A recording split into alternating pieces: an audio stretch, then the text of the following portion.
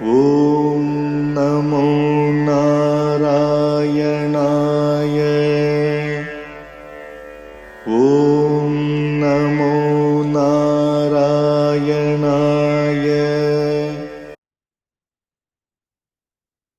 Asmad Gurubhyo Namaha, Asmad Paramagurubhyo Namaha, Asmad Sarvagurubhyo Namaha. So we're continuing on with a discussion of Baladev Vidyabhushana's Prameya Ratnavali.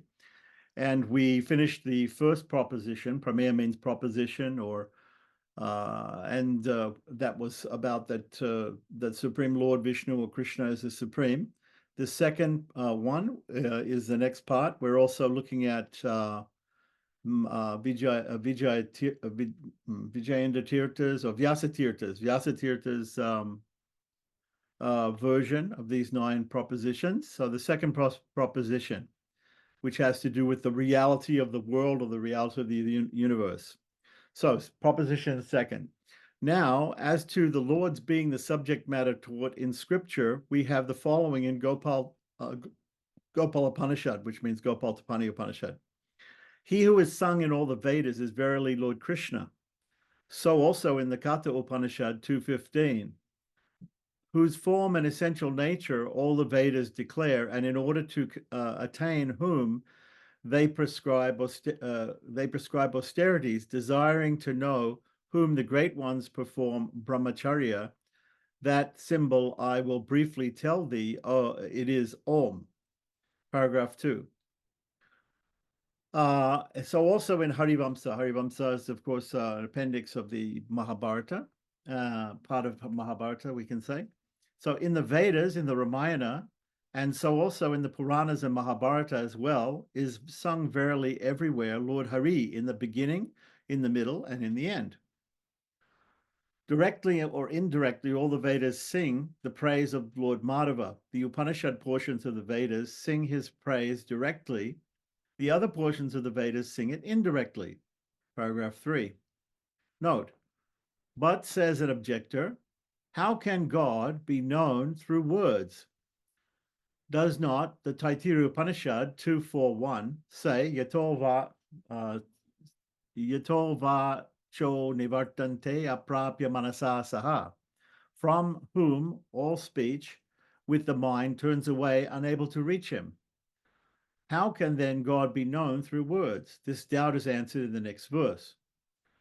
Those passages of the Vedas where we find that God is sometimes described as inexpressible by words are to be explained as inexpressible in his entirety. So not that we can't describe him, but we can't describe him entirely. So God cannot be fully expressed by words. Such must be the meaning of those passages. Otherwise, the very teaching of the Vedas would become useless when they try to describe Brahman. This is my opinion. Why should men try to study the Vedas if God were totally inexpressible by words? The wise say Brahman is inexpressible because it has not the attributes of species, quality, action, and name, and consequently, it does not come within the scope of objects which words can express. But if Brahman is totally inexpressible by words, as you say in the above verse, since he is inexpressible by all words, and since there is no word that can express him, it follows that Brahman cannot be suggested by any word, by lakshana, for lakshana, or suggestive implication, or quality, right, can apply to those objects which are inexpressible by words. Therefore, in my opinion, Brahman, as conceived by you, O Advaitin, namely an object without an attribute, can never be the lakshya or implied suggested object of the Vedas. Note, the Advaitins' view is that Brahman is totally inexpressible by words, and that the words of the Vedas only point to Brahman by way of suggestion or lakshana. In this view, Brahman becomes the lakshya, the object suggested by the Vedas. But the Bhakti view is that Brahman is not the lakshya of the Vedas, but is directly described by the Vedas. Thus ends the second proposition of Prameya Ratnavali. Okay, so now just as a comparison, let us look at the second proposition as understood by Vyasatirtha. So if we look over here, the second Prameya is Satyam Jagat. The universe is true. So it doesn't seem to correspond to the second proposition given by Baladev. But anyway, let's look at the second proposition here. That the universe is real needs no separate proof at all. It is, so the second proposition is the universe is true or real. So that the universe is real needs no separate proof at all. It is known from the evidence of one's everyday experience, in other words, direct perception, right? How is such experience to be invalidated? So in other words, how can you say that the universe is not real when we see it's real and we experience it through our senses? Possibly by scripture. So it may be by scripture. So give us the scripture for that. But what value is scripture when it negates the very source of knowledge that tells of the scripture's existence and worth in the first place? Right. So in other words, we have a scripture. Then we might find some scripture. There might be some scripture out there that speaks of the unreality of the universe, right? But then that scripture is also unreal. So what is the use of such a scripture?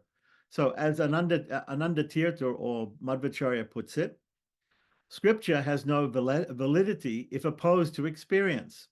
So our experience, our direct sense perception, right, pratyaksha, has no, according to Madhva, has no validity if, has validity and therefore has innate validity. And therefore, if there's a scripture that's telling you not to believe what you perceive, what you actually perceive with your senses, then that scripture has no validity. So thus, one finds that the universe cannot be considered an illusion because, as Ananda Tirtha says again, there is no evidence for the same. In the Bhagavad Gita, Lord Krishna says, they, the evil, say that the universe is untrue or illusory, without basis in reason or in scripture, and without an Ishvara or without a God.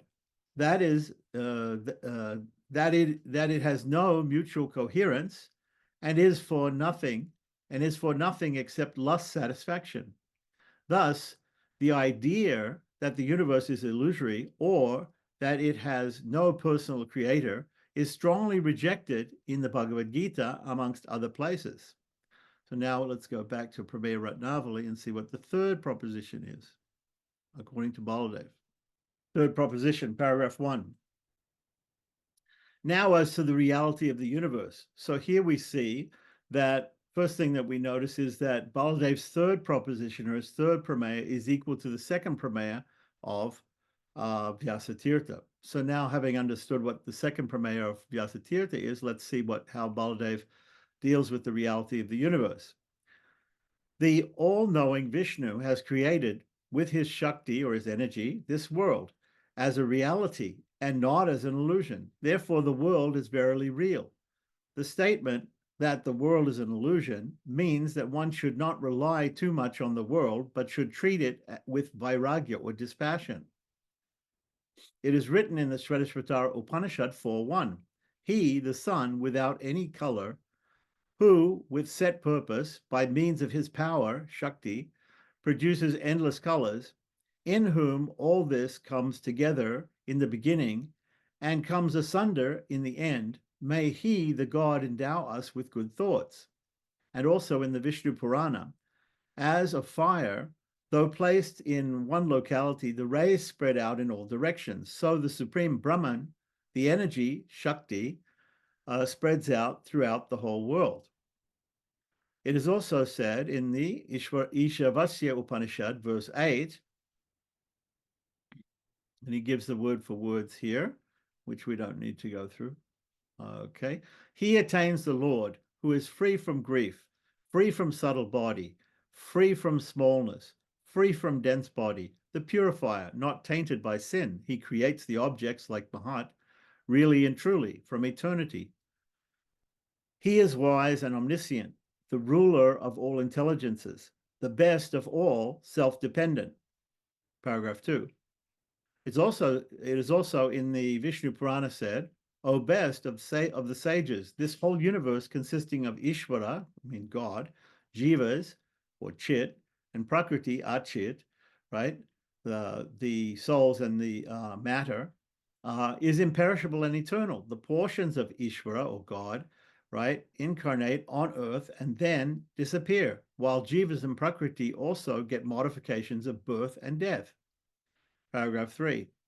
So also in the Mahabharata, Brahman is a reality, austerity is a reality, Prajapati is a reality, all creatures that come out of the real, hence the world is full of, all creatures have come out of the real, hence the world is full of reality and truth. The world is not unreal. Paragraph 4. The text of the Shruti, Atman alone verily was in the beginning, Aitreya Upanishad 1:1, does not mean that nothing else than Atman existed then, but the souls and Prakriti also existed, merged in Atman in Pralaya. Okay, so this may be very close to the idea of Madhva, where he says that the souls and Prakriti, or the universe and the souls, were also eternal and not created or have not sprung out of. But of course, there are other Shrutis that say that they do. So anyhow, Baladev here has quoted Aitreya 1:1. Okay, just as birds exist in the forest when the dark night is over it, and we say there is nothing in this forest but the forest alone. Therefore, this world must be understood to be a reality and not a falsehood, for this is the opinion of those who know the Vedas.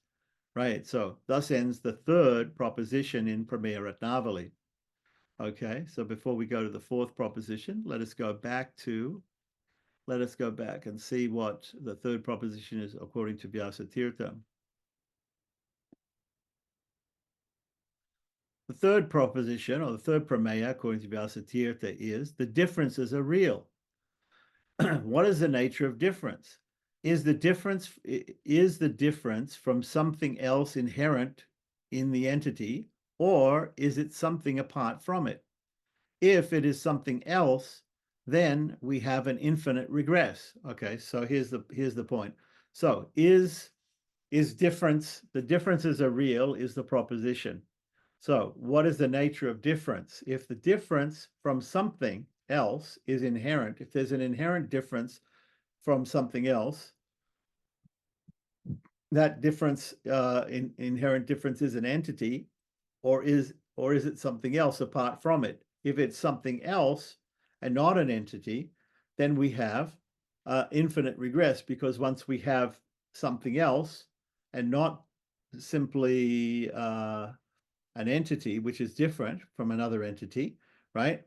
Some other thing, then we would have also the probability of a difference between the original entity and the difference, a difference between the entity and the difference, which would again infinitely regress and therefore would lead to logical probabilities. So, for if the difference is apart from the entity itself, then there must be a difference between the difference and the entity. Applying the same reasoning over and over, therefore, one can postulate an infinite number of differences, showing the need for an infinity of description to capture difference. However, all this is avoided when one considers that the property of being different from every other entity is part of the entity itself. As Anandatirtha puts it, and he says, because difference is the self-same nature of the entity, infinite regress does not occur. Thus, because differences are the self-same properties of the entities of the universe themselves, and since the entities are real, then the differences are also real. What are the types of differences? There are 5 given by, so this is the doctrine of Panchabheda, or 5 types of differences, which is understood by Madhva. So there's a difference between the soul and the creator. In other words, between the jiva and Ishvara, right? There's a difference between the insentient, the matter, right, Achit, and the creator. there is a difference between two souls, two different souls, two different jivatmas. There's a difference between the insentient matter and the sentient soul. And there's a difference between any two sentients and the difference between two insentients. Right. These five differences constitute the universe. So you have two pieces of matter are also different.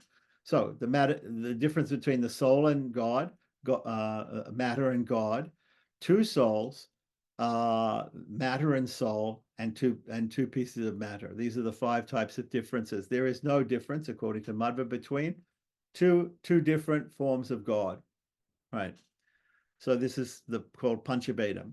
But what about the statements in the Vedas that apparently show the identity of the jiva, the soul, and Ishvara, the creator? Anandatirtha says, there is never, ever a statement of non-difference. All scripture shows difference only. This aspect is clarified in quotes by like the following, and this is from Narayana Shrutihi. All the Vedas speak of the difference of Hari from all else. That difference lies in his independence, omniscience, and overlordship over all.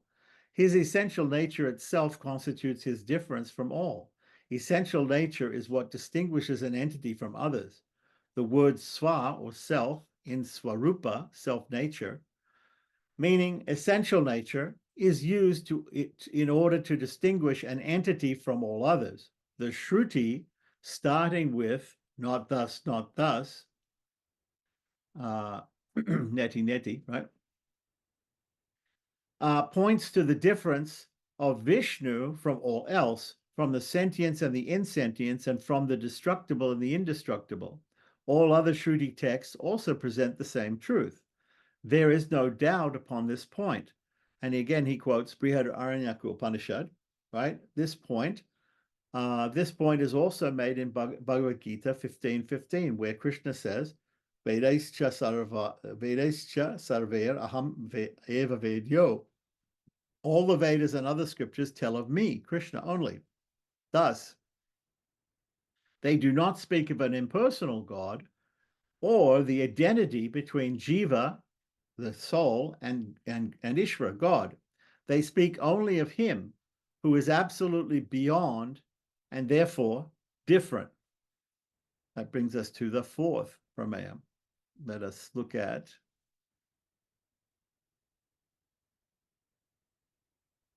Vishesha. The word Vishesha means specific or specialized. Inherent bhakti is not covered in this. There's no discussion of that. So let's look again at Baladev Vidyabhushana's Prameya Ratnavali, the fourth proposition.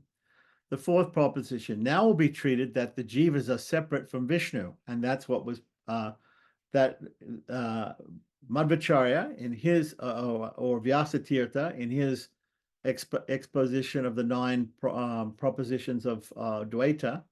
He says very general thing that the differences are real. Here specifically, Baladev will be talking about the difference between the jivas and Vishnu, right? Or the souls and God. So now it's treated that the jivas are separate from Vishnu, as is read in the Svetashvatara Upanishad. And we can skip past the word for word here and just go to the translation.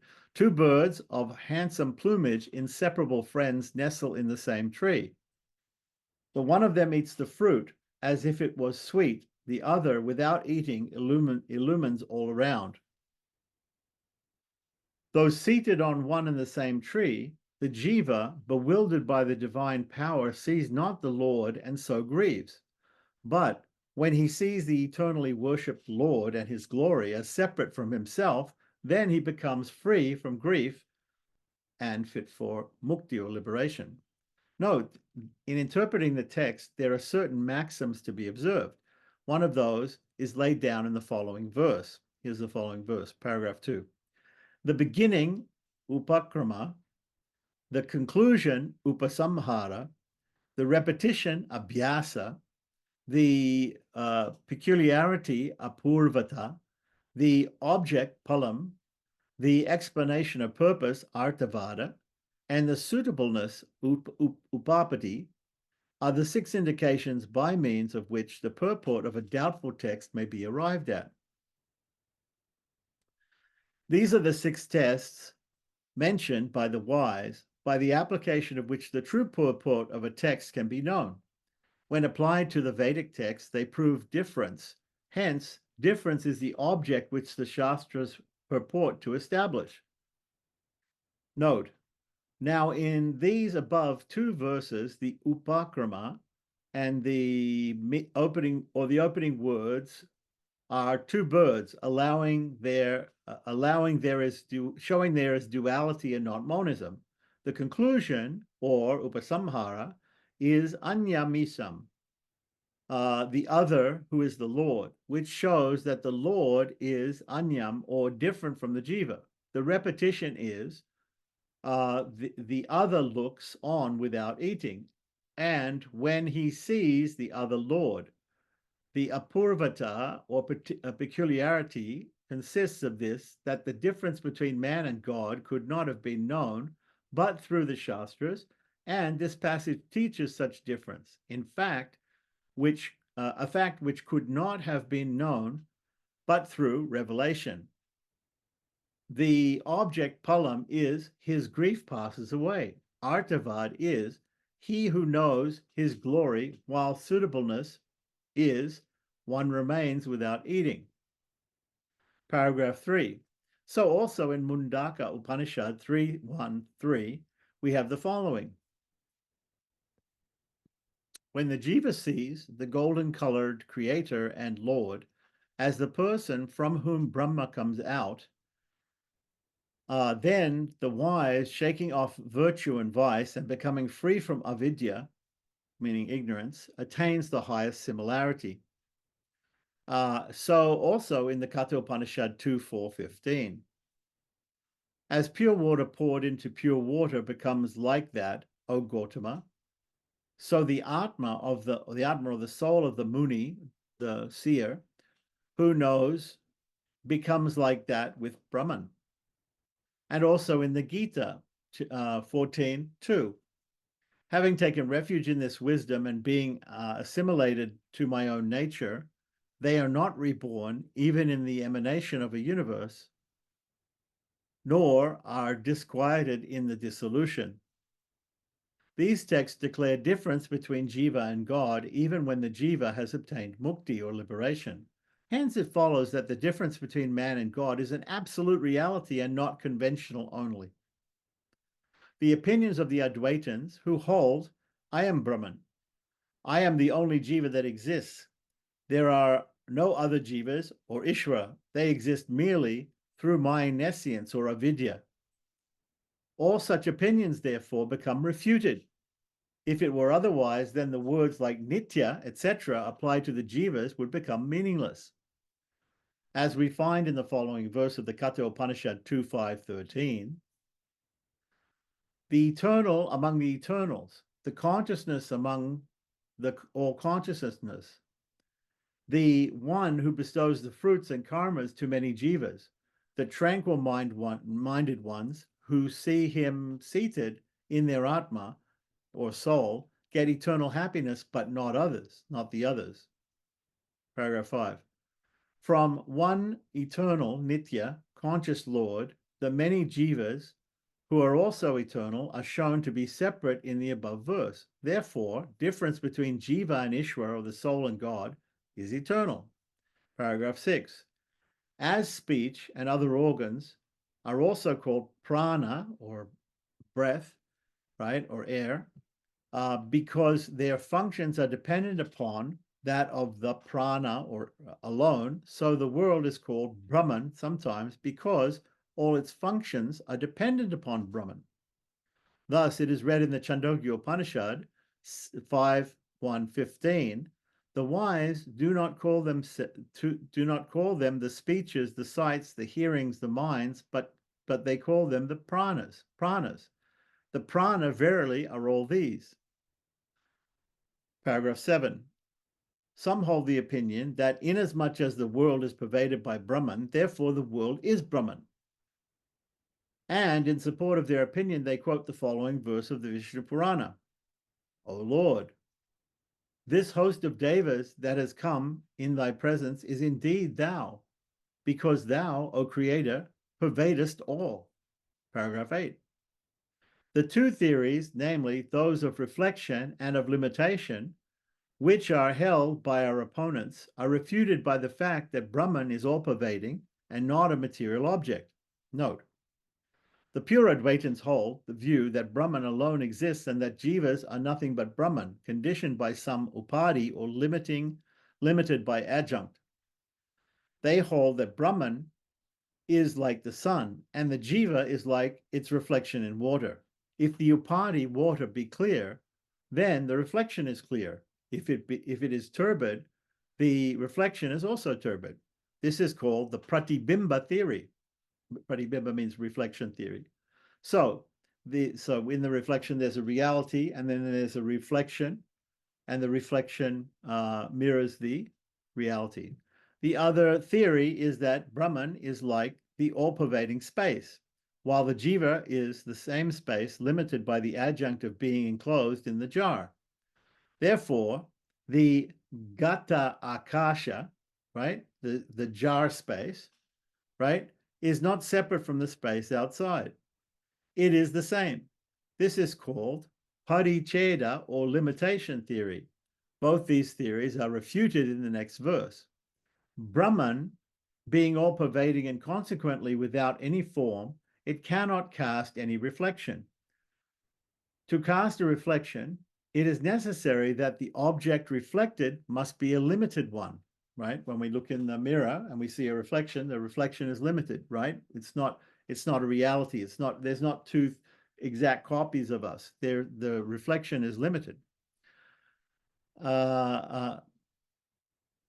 The pratibimba theory, therefore, is refuted by the vibhutva, or all-pervadingness of the Lord. Moreover, the limitation theory is also invalid because limitation can apply only to a material object. But Brahman, not being a material object, cannot be limited. Therefore, the pratitcheda theory cannot be also hold good. If Brahman were a material object, then of course it would be possible to cut him into parts like stones cut into different fragments. Paragraph 9. If the identity of Brahman with Jiva, which is called Advaita by you, O Advaitin, be true, then this Advaita must either be separate or non-separate from Brahman. If this Advaita is separate from Brahman, namely if the theory of Advaita is something different, then there is duality, and you are open to the objection of being Advaitin. But if it is non-separate from Brahman, then you are trying to establish something which is already established by Shrutis, and what is the use of again establishing it? Note, but says an objector, how do you explain the text, Shakti Cheta Kevalo Nirgunascha? He is witness, intelligence, and attributeless. This text shows that Brahman is Nirguna, and your theory that he is Saguna falls to the ground. This objection is answered in the next verse, paragraph 10. The knowers of truth say that the wise should not believe that Brahman is Nirguna. Nirguna meaning without any qualities whatsoever.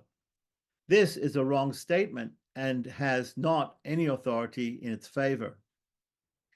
Note, if Brahman is Nirguna, then he can have no form, etc., and cannot be the subject of direct perception. So pratyaksha pramana cannot apply to him. If he is Nirguna, then he cannot be the object of inference also, for there is no middle term with which Brahman can be compared. So Anumana also fails. Similarly, revelation also, which is the third pramana, right, cannot explain Brahman. For revelation is couched in words, and words can describe objects that belong to any species, possess certain attributes, are acted and reacted by certain agents, and have certain names. But Brahman, being Nirguna, cannot be described by words. And hence, revelation also is of no use, right? Thus ends the fourth proposition of Prameya Ratnavali. on the differences are real.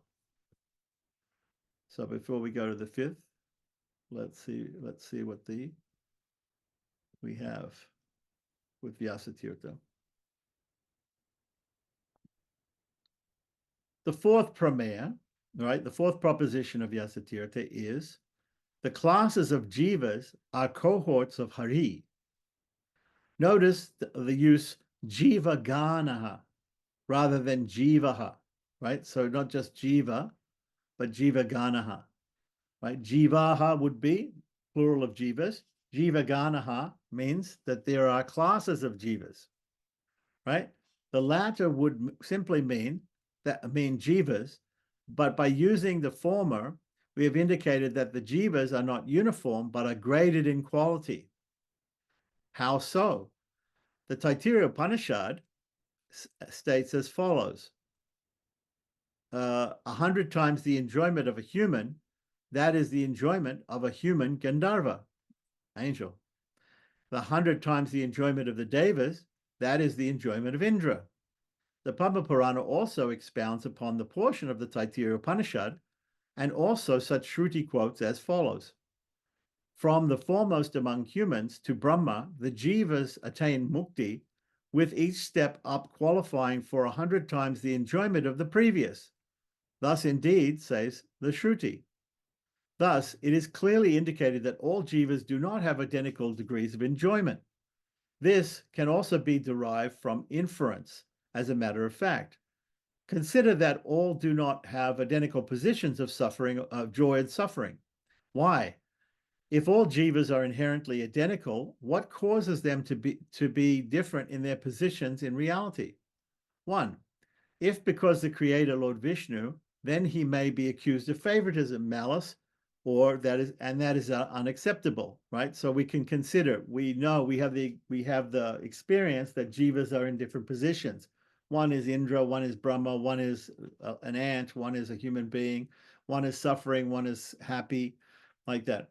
So if we say that these differences are due to Lord Vishnu, or the Supreme Lord, being favorite towards certain jivas, then that would be unacceptable. But if because of past karma, then why is the past karma different for different jivas that are identical? What caused those to be different? If because the jivas themselves have different desires and thus choose different paths, then how they can be called identical at all? Thus, if it follows from logic as well as that all jivas are not identical. But even granting that all jivas are not identical, why would any jiva do Vishnu's bidding? No one wants to be a servant. All want to be free. Yet, as Ananda Tirtha puts it, all entities are divided into two kinds, the independent and the dependent. Lord Vishnu is independent, as he alone is different from both the positive and the negative. The use of bhava bhavao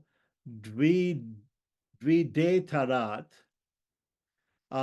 is to indicate that Vishnu is not simply different from things existing. For instance, if one simply says that Vishnu is not like anything in the universe, there might be a suspicion as to whether he is similar to some inexistent, I would say non-existent entity that might be imagined.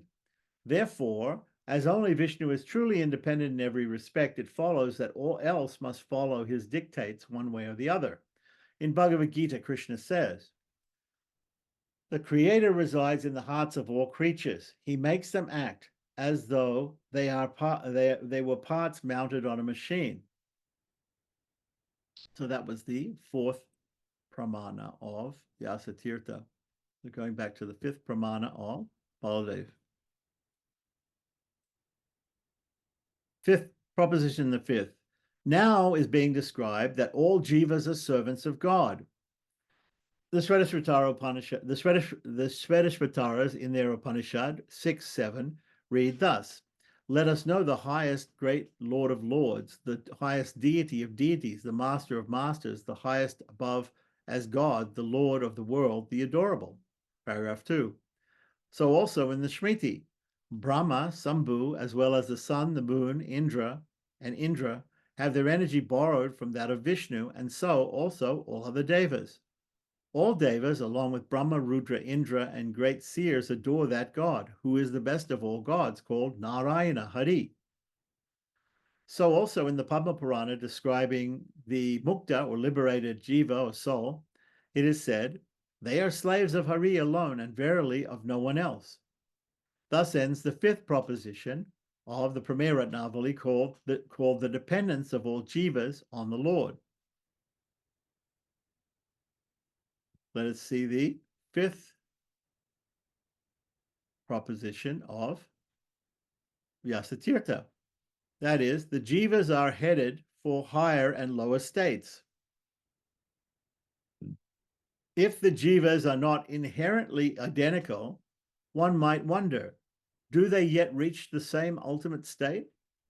If they do, then again, one might accuse Vishnu of arbitrarily assigning all jivas to some fixed state, not recognizing the higher worth of some of them. But as a matter of fact, it cannot be accepted that Vishnu is shown as flawed, as Ananda Tirtha puts it.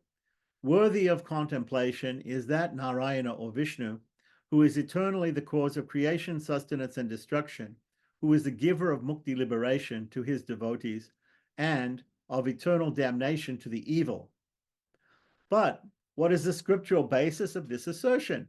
After all, isn't it true that nearly every other doctrine denies the existence of eternal damnation? In Bhagavad Gita, Krishna says, upwards to liberation go those situated in sattva, or goodness. The rajasas, or those in passion, stay in the middle.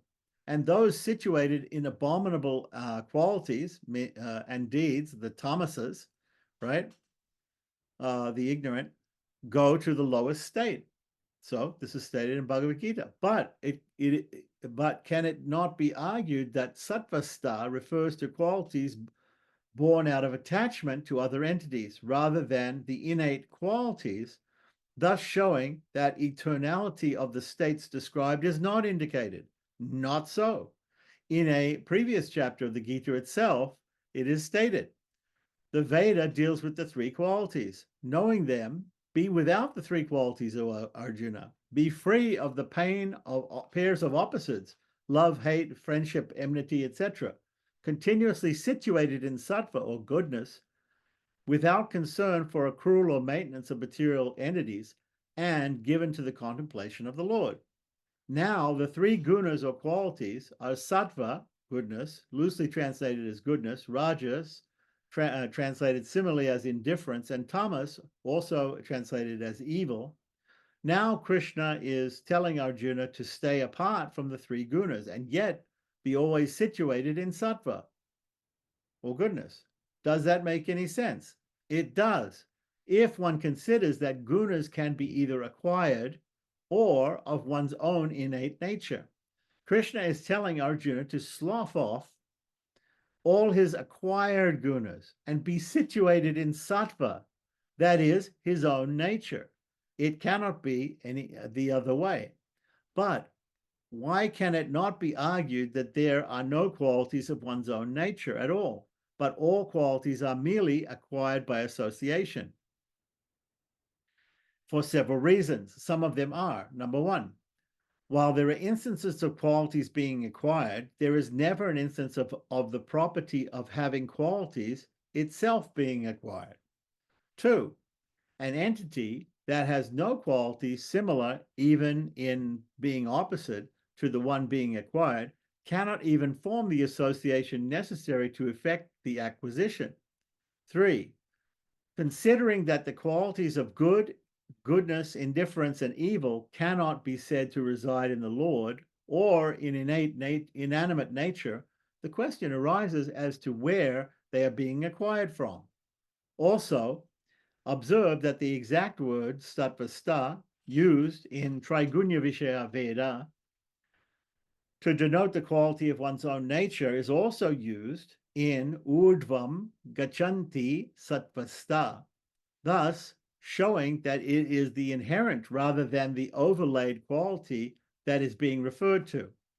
In any event, it is also seen that Krishna uses Rajasaha, the indifferent, and Tamasaha, the evil, as if they were inherent in the jivas described. There is no indication in his words that the qualities indicated are acquired ones. Further support for the proposition is found in the 16th chapter of the Gita, as follows, verses 19 and 20. Those who are hateful towards me are cruel and the worst humans in the world. Them I forever hurl only into demoniac species.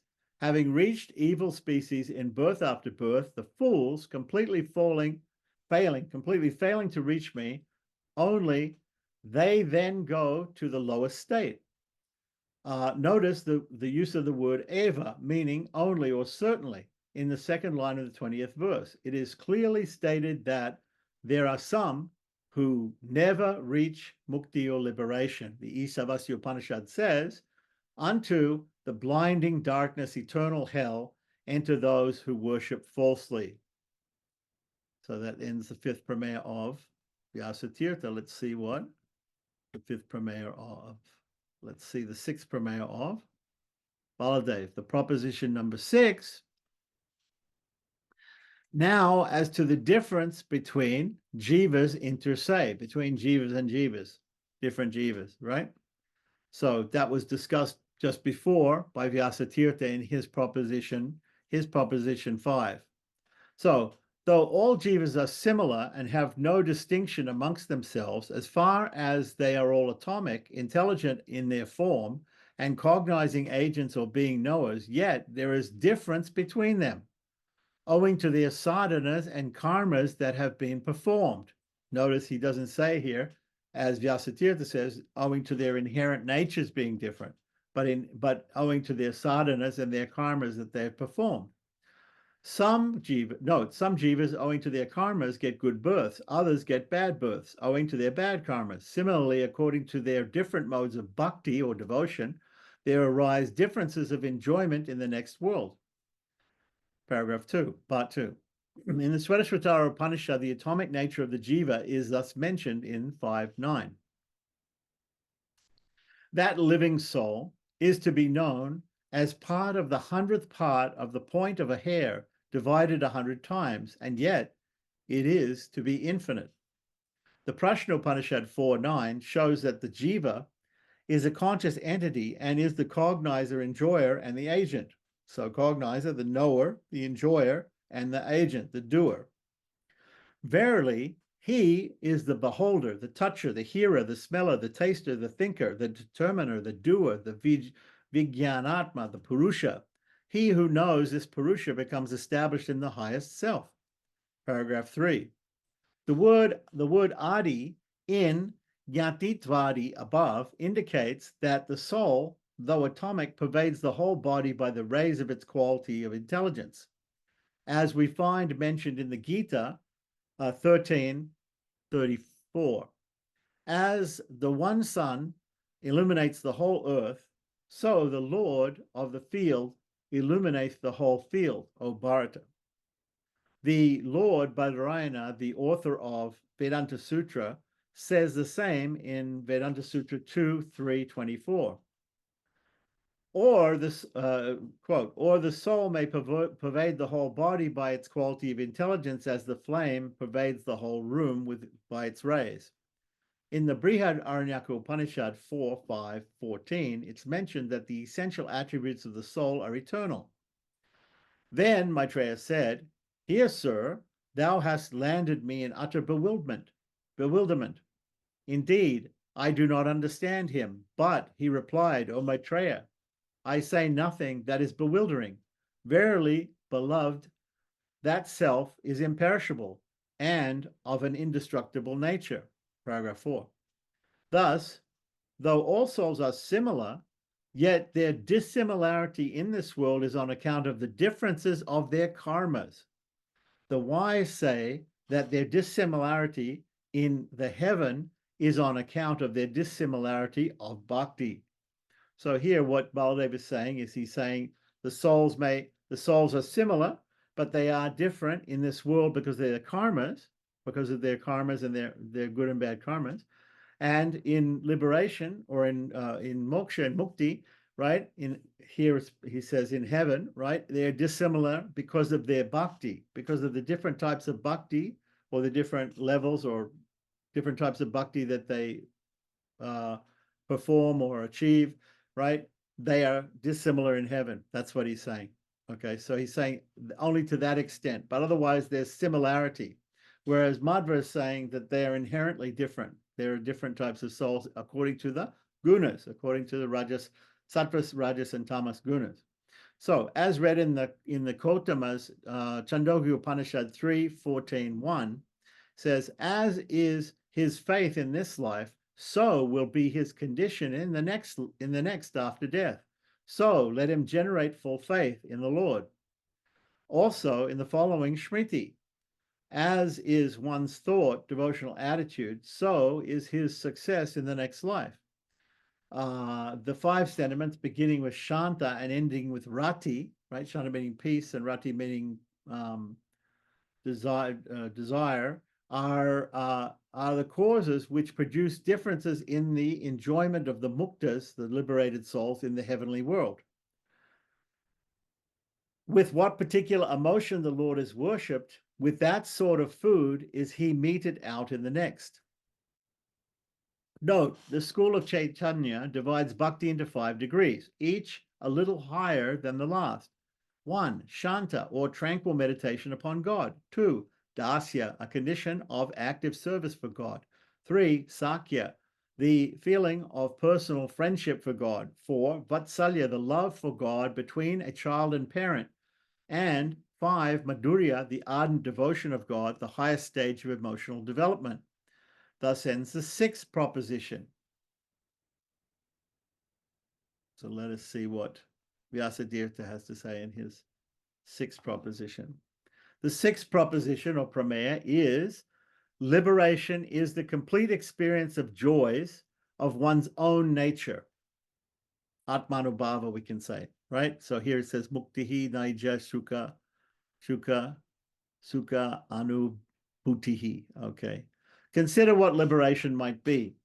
If it is to mean ceaseless bliss, then one has to wonder what the source of such ceaseless bliss might be. If the source is something in the material world, then the bliss cannot possibly be eternal and must cease. If the source of bliss is the Lord, then it could be eternal, but he could be accused of partisan behavior because he evidently gives such bliss to some and not to others. Therefore, the joy experienced by the soul in its nature of liberation can only properly be of its own nature. In the Bhagavad Purana, it is said, mukti is when other attributes, those not of one's self-same nature, are given up, and one is situated in one's own nature. Similarly, Ananda Tirtha quotes the Rig Veda, in mukti, having earned the form of the highest brilliance, one experiences one's own form to an excellent degree. But what is the significance of the Prameya sloka, or the proposition, saying anubhutihi, excellent experiencing or complete experiencing, rather than just bhuti, right? For experiencing. Is there any state where one may experience only part of the joy of one's own nature? In his salutation, before commencing the commentary upon Vishnu Tattva Vinirnaya, Sri Jayatirtha has said, he who gives sleep to remove the stress of work at the end of the kalpa as well, that deity, Father, Lord, the highest amongst gurus or teachers, the Lord of Rama, Lakshmi, right? I salute. In the state of sleep, a person has no contact with the senses, and thus sense-based satisfaction does not exist. However, it is a matter of common experience that sleep is very satisfying, and that upon wakening, one also always recalls it to have been a very pleasing experience. So, where is the joy of sleeping coming from? While it cannot be from association with external entities, it has to be from the jiva or the self's own nature. The other state where a jiva may experience partial joy of its own nature is in the interregnum between kalpas, in the time between the destruction of the universe and the next creation of the next universe, between kalpas, when creation does not exist. Everything enters into the body of the Lord. At that time, too, there is no contact with material nature. The jiva experiences a state similar to deep sleep, which is sometimes called turiya, or yeah. Thus, Sri Jayatirtha worships Lord Vishnu as the remover of stress during sleep, as well as at the end of the kalpa. That brings us to the 7th Prameya of Vyasatirtha. Let's see what the 7th Prameya is of Baladev.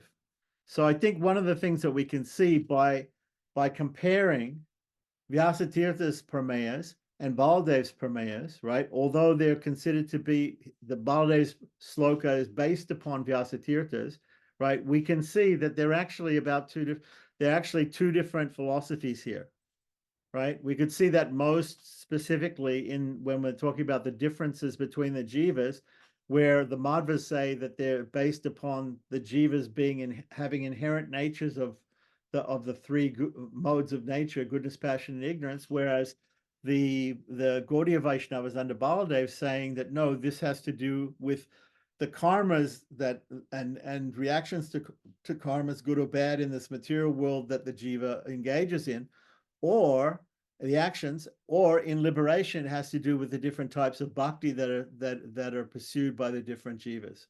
So there's a big difference in especially in that part. But there's also differences in the other proposals also.